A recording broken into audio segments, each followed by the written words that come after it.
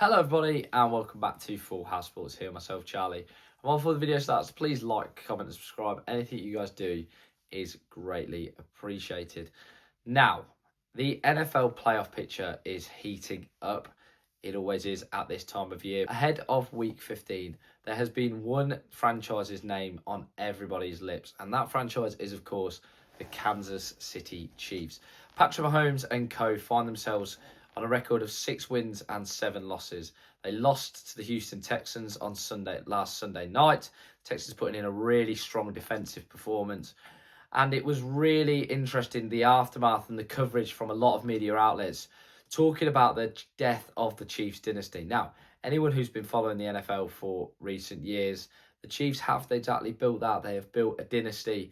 And yes, there has been some questionable officiating there, but there's no doubt about it. There has been some absolutely great games from the Chiefs. There's been games where it feels like they're going to lose and then they just turn it round and they win it. And it's been quite crazy. The end, I don't think anyone really saw coming. And there's been a few false dawns even in this season where people have gone, oh, are they turning things round? Are things sort of clicking? Well, if Sunday night was any evidence, they are not.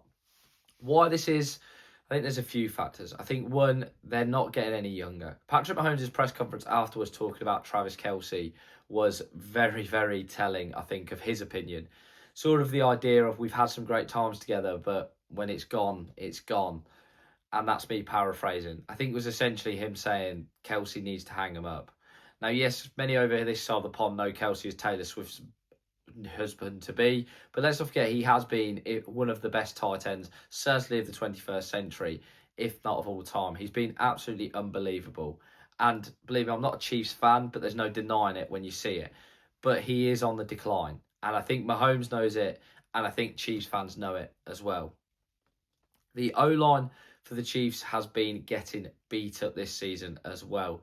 There's been a sense, I think, that they've been more exposed, and perhaps teams have started to less fear them, I guess, and the fear factor has been going. They're no longer the Chiefs that they were before this immortal team that have come.